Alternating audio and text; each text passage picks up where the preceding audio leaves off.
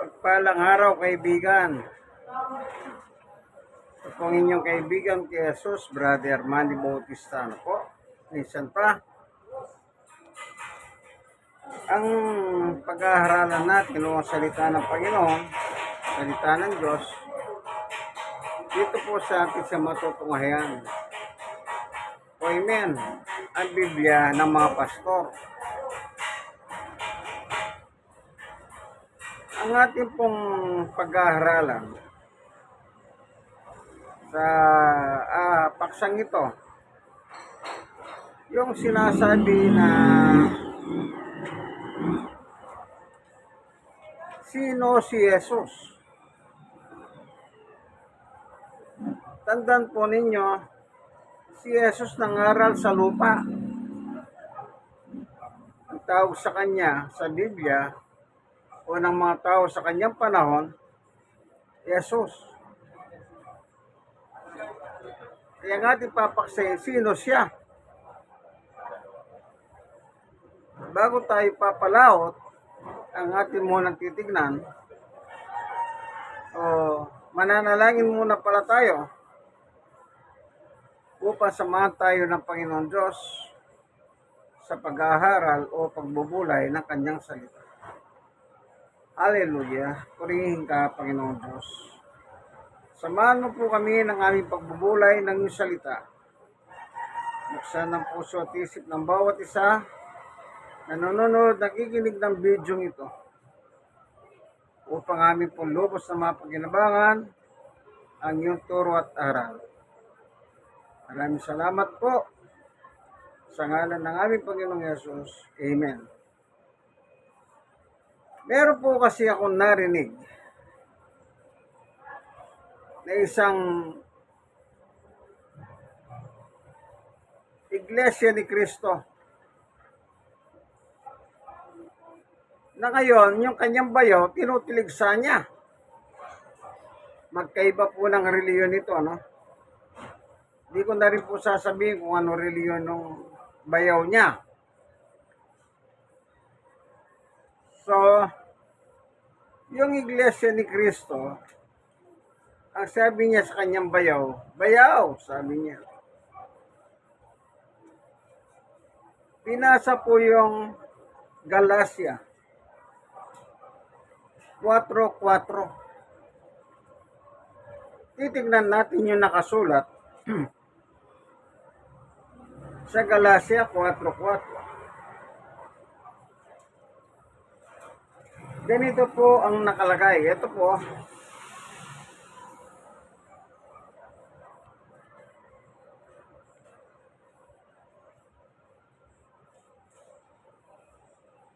Sabi po sa Galacia 4:4, ayon kay Apostol Pablo, ngunit na sumapit ang tamang panahon, isinugo ng Diyos ang kanyang anak na isinilang ng isang babae at namuhay sa ilalim ng kautusan. 5. Upang palayain ang mga nasa ilalim ng kautusan at sa gayoy may tuturing na mga anak ng Diyos. Ang sabi ng Iglesia ni Cristo, bayaw. Ito ano? Sabi nito,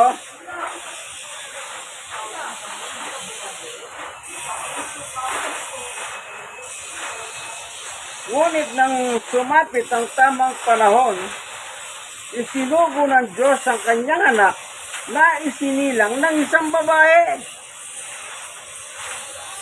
Alam niyo naman po, ang stand ng Iglesia ni Cristo na itinayo ni yung mga patay na Felix Manalo, si Jesus ay taho, hindi Diyos kailanman. Ano po?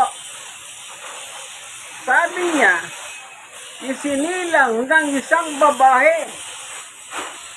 Ang tinutukoy po isinilang na babae, ng isang babae, ay si Jesus. Kaya gusto niyang patunayan ngayon na si Jesus hindi Diyos. Kasi ipinanganak ng isang babae. Natural kung ang nanganak ay babae, yung anak niya, tao rin na gaya ng babae. Gaya ni Maria, kasi si Maria naman ang tinutukoy dyan, na nanganak kay Jesus. Ngayon, ang sabi nitong bayaw niya, nagtanong ang bayaw ngayon, tinanong ng bayaw, yung Iglesia ni Cristo. Sabi ng bayaw, ang kausap niya yung Iglesia ni Cristo, ang sabi niya, ito naman ang kanyang pinunto. Ngunit na sumapit ang tamang panahon, isinugo ng Diyos ang kanyang anak na isinilang ng isang babae at namuhay sa ilalim ng kautusan. Bago siya isinugo ng Diyos, ano ang kalagayan ng kanyang anak? Ang sabi ng Iglesia ni Cristo, ay sandali lang bayaw. Meron pa lang akong appointment ngayon. Alis muna ako. Oh. Biglang napaalis siya. Nauna muna kasi yung pagsusugo kay Jesus bago ipinanganak si Jesus. Walang ipapanganak si Maria kung walang isinugo ang Diyos. Kaya una muna yung sinugo. Kaya tanong niya, bago isugo si Jesus, ano ang kanyang kalagayan? Wala na, nag-iskapo na yung Iglesia ni Cristo. Sabi niya, bayaw, meron pala akong appointment ngayon, may lakad ako. Iwan muna kita. Ganyan ang ugali ng mga yan. Kapag nasukol mo sila, biglang pumasok sa isip ko nung araw. Meron akong binabible study yan. Nakainan, nagtitinda ng lechon. Yung sa kanto po, yung mga lechon sa mga kanto-kanto. Biglang meron dumating na nagdadala ng ticket, nagpo-promote siya, laban ni Pacquiao nun eh. Sabi niya, ay maganda yan, sabi niya. May Bible study pala kayo dito. Sabi ko, oo naman ka ako. Ako naman, ikaw, ano naman ginagawa mo? Ito, nagtitinda raw ng ticket kasi laban ni Pacquiao. Ganun ba ka ako? Tapos bigla siyang sumingit ngayon, nagba-Bible study kami. Gusto niya kasi pumapil. Gusto niyang pumapil. Ito po lang nagtitinda ng ticket na ito, Iglesia ni Cristo rin pala. Ang sabi niya sa akin, natatanda kong tanong niya eh. Sino si Jesus?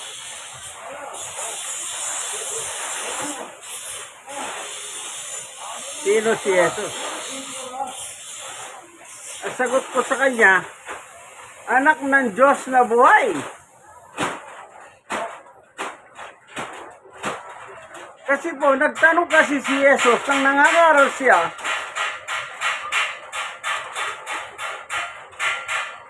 dito sa Mateo, marami na po akong karanasan sa mga yan. Mateo 16, ganito po nakalagay. Basahin ko sa 13 muna. Nang dumating si Jesus sa bayan ng Cesarea ng Pilipos, tinanong niya ang kanyang mga halagad, sino raw ang anak ng tao ayon sa mga tao?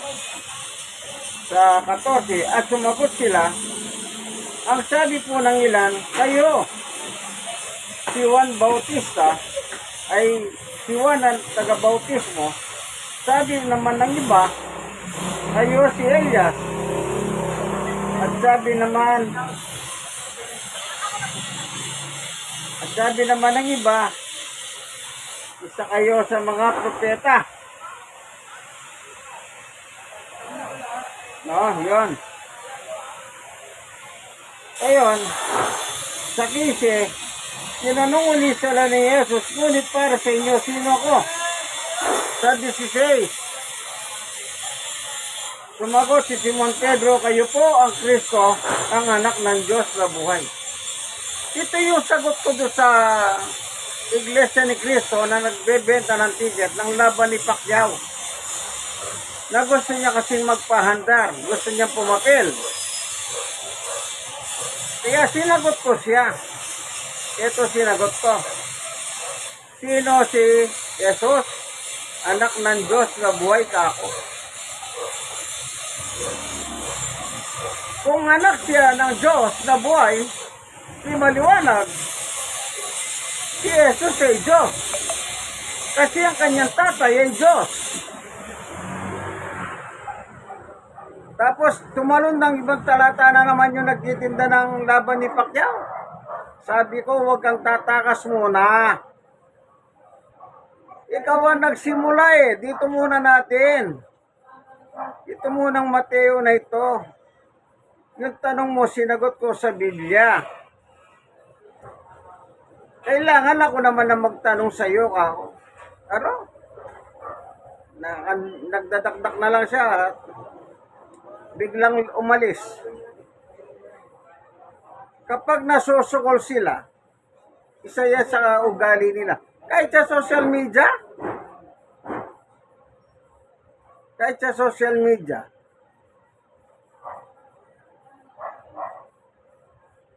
hindi na sila sumasagot kasi wala naman silang may sasagot. Tandaan po natin yan. Ang Biblia po maliwanag. Huwag lang nating iliko ang aral. Huwag tayong gagawa na sarili nating programa. Kung ano yung nakasulat sa Biblia, yun lang ang paniwalaan natin. Doon sa Galatia 4:4, kung inyong mapapansin, ang sabi rito ni Pablo, ngunit nang sumapit ang tamang panahon, isinugo ng Diyos ang kanyang anak na isinilang ng isang babae at namuhay sa ilalim ng kautusan. Napakaliwanag po. Isinugo ng Diyos ang kanyang anak. Anak niya talaga si Jesus eh. Hindi. Napakahirap tutulan ang talata. Sabi ni Pablo, sinugo ang anak ng Diyos. Kung ang kanyang isinugo si Jesus, isinugo ng Diyos, di natural ang kanyang anak ay Diyos din gaya ng kanyang ama. Mahirap tutulan talaga ang Biblia. So maliwanag po ano? Yung katotohanan, mahirap pong takasan talaga yan. Sa Galatia 4:4, sabi ni Pablo, isinugo ng Diyos ang kanyang anak. Maliwanag. Anak ang address niya kay Jesus. Hindi niya sinabing isinugo ang kanyang anak na kanyang nilikha, na kanyang ginawa. Walang ganon.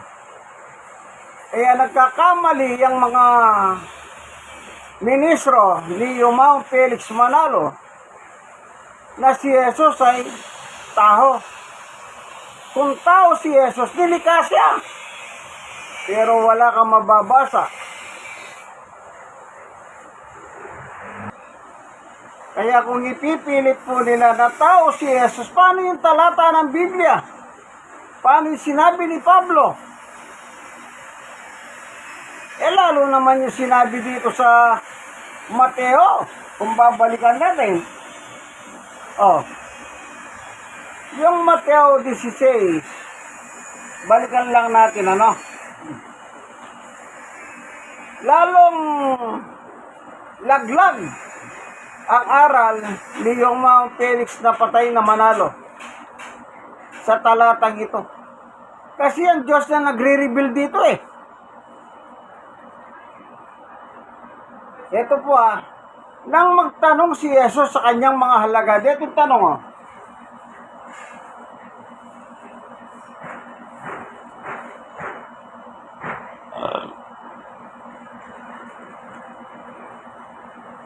sa Mateo 16:15. Tinanong ulit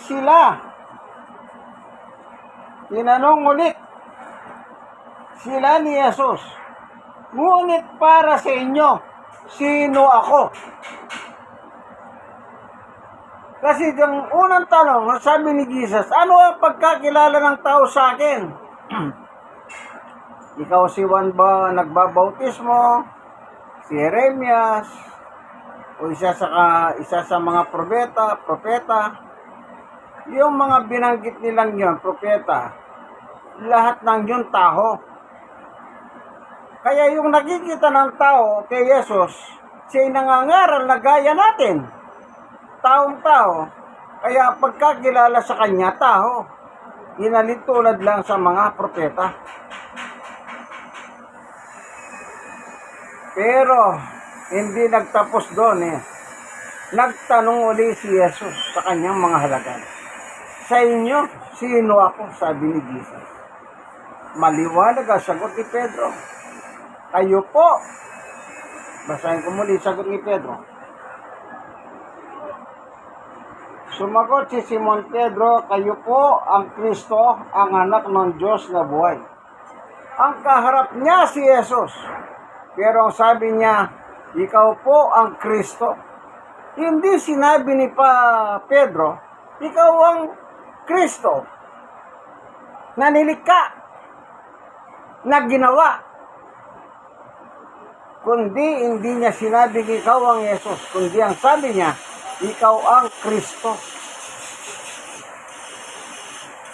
ang anak ng Diyos na buhay. Ayon, tuloy natin sa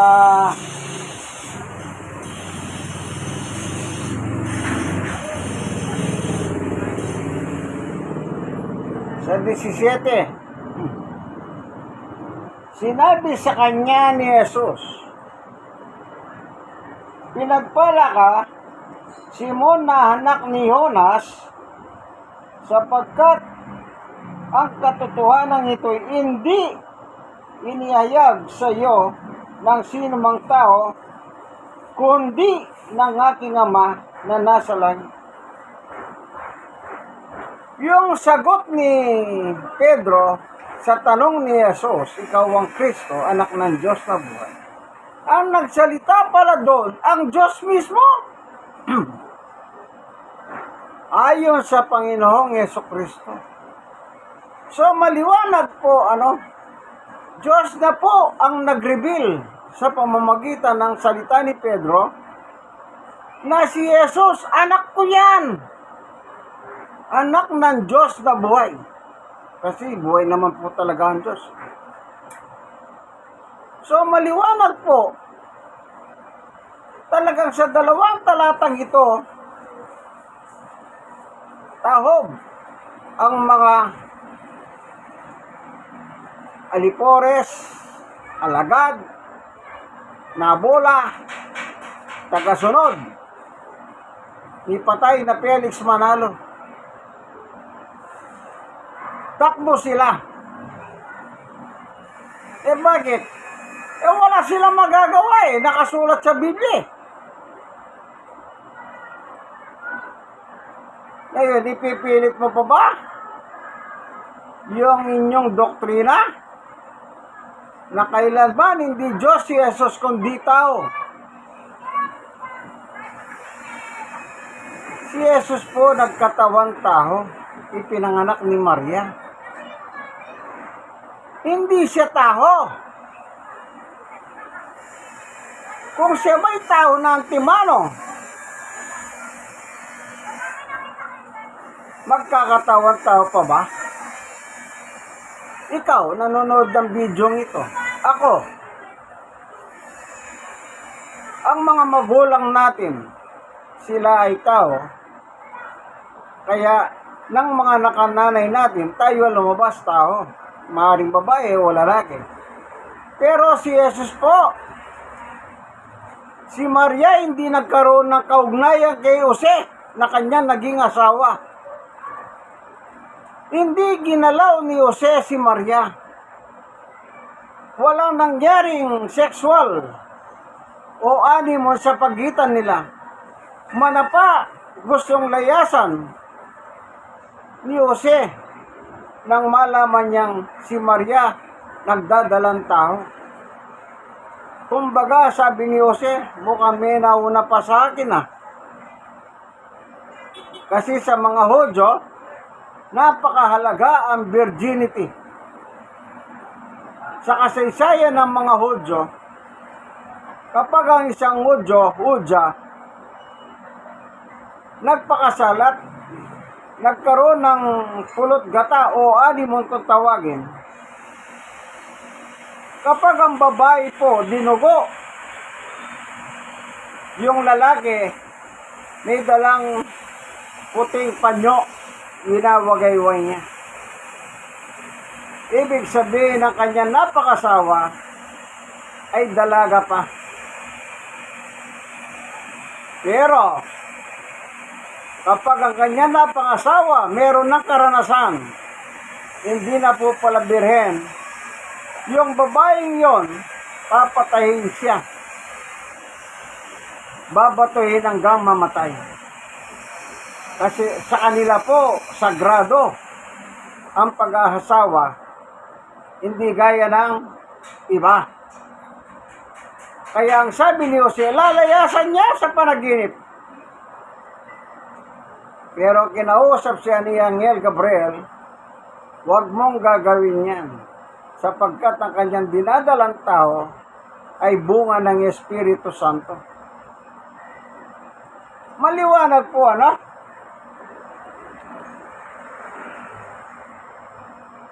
Sinabi ng Angel Gabriel. Ganito po nakalagay.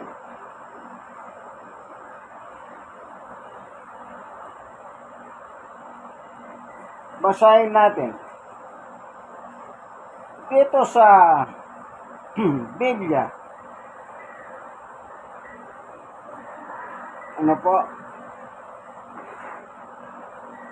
Sa Mateo 1.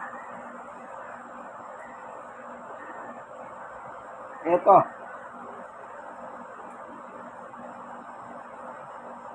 Sa verse, sandali po, ano? Ito po, ganito nakasulat. 18, Mateo 1:18. Ito ang naganap nang ipinanganak si Jesucristo. Si Maria na kanyang ina at si Jose ay nakatakda ng magpakasal. Tandaan niyan, nakatakda.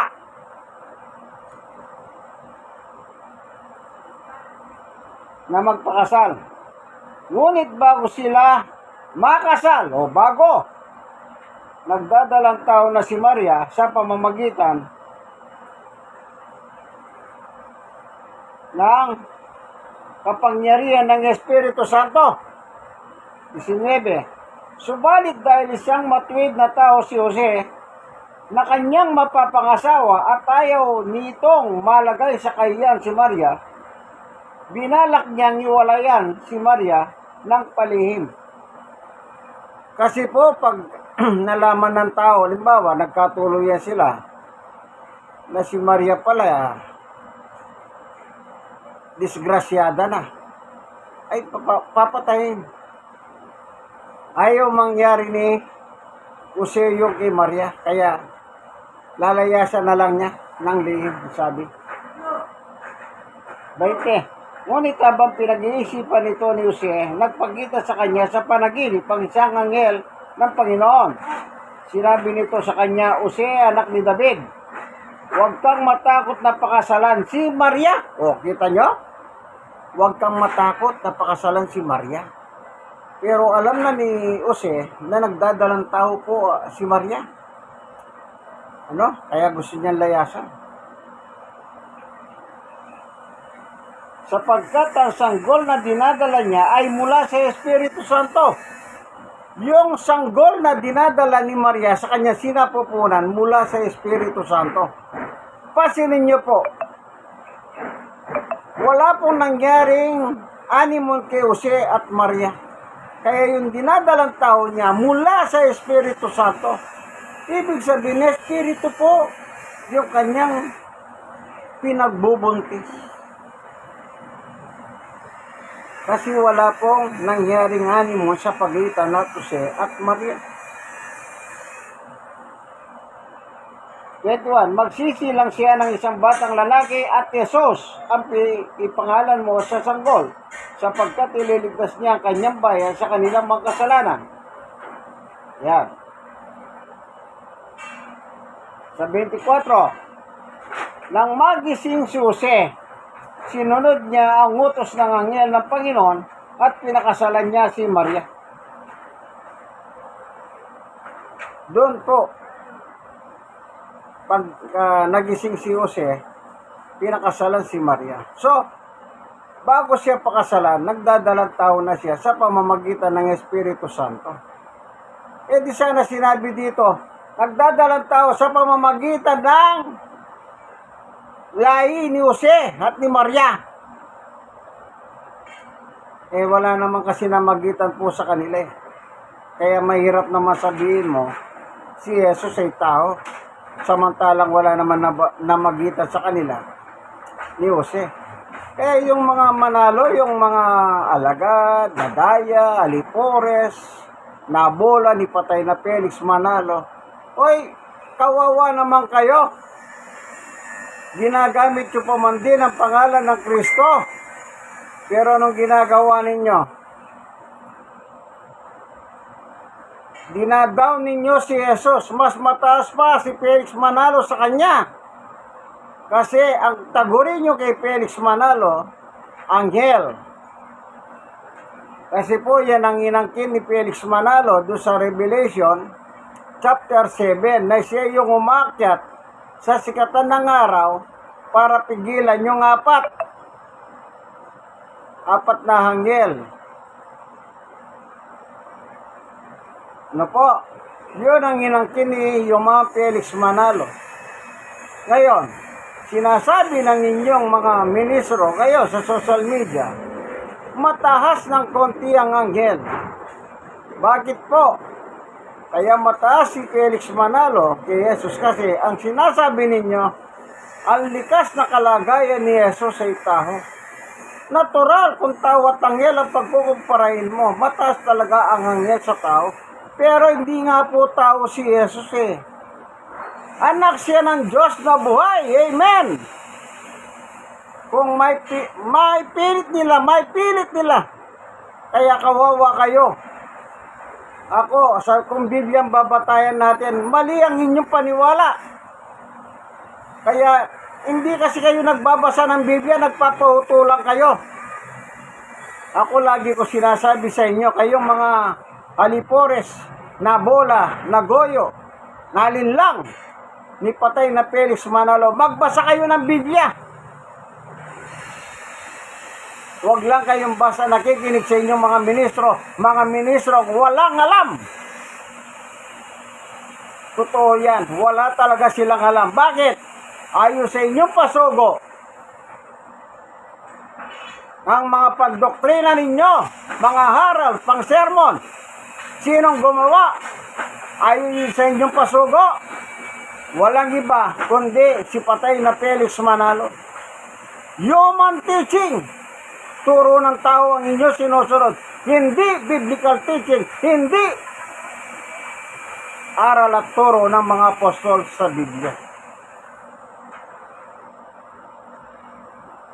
So maliwanag po, wala pa pong namagitan sa kanila. Paano mo sasabihin tao yan? Ngayon, itong kanilang ginagawa.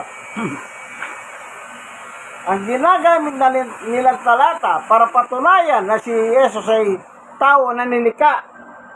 Ito po, ang ginagamit nilang talata.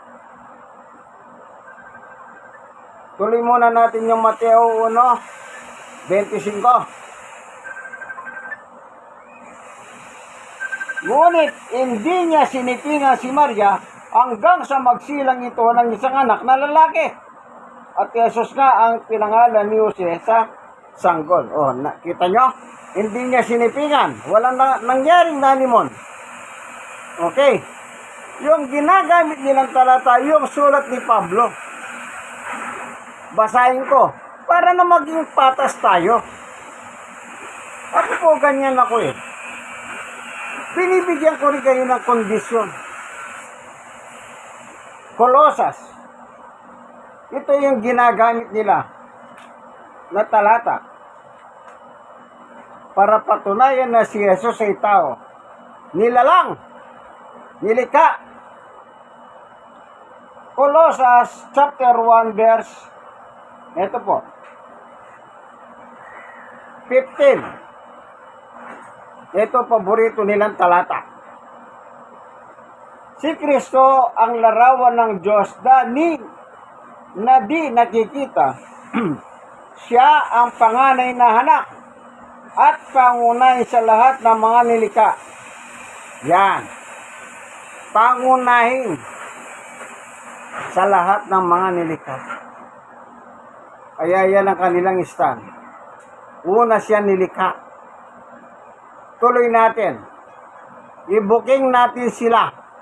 Dito rin talatang ito. Kanya lang sila pinuputol nila rin eh. Ituloy mo lang hanggang 18. 16. Sapagkat sa pamamagitan niya inilikha ang lahat ng nasa langit at nasa lupa, nakikita man o hindi, pati ang mga espiritual na kapangyarihan, paghahari, pamamahala, pamumuno. Ang lahat ay nilikha ng Diyos sa pamamagitan niya at para sa Kanya. 17. Siya ang una sa lahat. At ang buhong sa sinukob ay nananatiling nasa kaayusan sa pamamagitan niya. 18. Siya ang ulo ng iglesia na Kanyang katawan. Siya ang pasimula. Kita nyo? In the beginning, yesterday, today, and forever. Yan po si Jesus. Siya ang ulo ng iglesia, Kanyang katawan, siya ang pasimula. Siya ang panganay na binuhay mula sa kamatayan upang siya ay maging pangunay sa lahat. 19. Sapagkat minarapat ng Diyos ng buo niyang kalikasan ay manatili sa anak. Maliwanag po ang buong kalikasan ng Diyos. Anong nakalagay? Basahin kong muli. Sapagkat minarapat ng Diyos ng buo niyang kalikasan ay manatili sa anak. Dito sa 2:19 ay 9. Sapagkat ang buong kalikasan ng Diyos ay naging Kristo sa Kanyang pagiging tao. Pagiging tao. Hindi tao. Ibig lang sabihin ni Pablo, ipinanganak si Jose ni Maria, si Jesus. Taglay-taglay niya pa rin ang pagiging Diyos ni Jesus nang siya'y pinanganak ni Maria. Galatia 4:4. So maliwanag po ang kadyosan ni Jesus. Siya ay Diyos sapagkat siya ay anak ng Diyos. Salamat Panginoon Diyos sa katotohanan na binagi mo sa amin. Nawa buksan mo ang mga puso at isip ng mga manonood ng video ito. Kung sila man po ay miyembro na daya, na loko, na isahan ni patay na Felix Manalo, baguhin mo sila. Baguhin mo sila. matuto silang rumispeto sa nakasulat sa Biblia. Hallelujah. Yung mga nanonood po ng aking munting video, kung sila man po may dalang kabigatan sa buhay yung paghahanin, at kung may mga iba't ibang sakit, Panginoong Diyos, yung pagalingin. Salamat po sa katotohanan na itinuro mo sa amin, sa ngalan ng aming Panginoong Yesus. Amen and amen. In Christ alone. Po, kaibigan, like ng like, share ng share. Kayong nasisharean naman, mag-share kayo sa iba. Lalo na sa mga alipores ni patay na Felix Manalo, i-share nyo sa kanila. Wala tayong dinagdag, wala tayong pinutol dyan. Biblical teaching yan. Nang Poymen, ang Biblia ng mga pastor. So ito po inyong kaibigan kay Jesus, Brother Manny Bautista. Hanggang dito na lamang po ang ating munting video. Nasa programa tayong ang tunay na pagbubunyag ng katotohanan ayon sa Poymen, ang Biblia ng mga pastor. Amen and amen. God is good all the time. All the time, God is good. God bless us all po, no?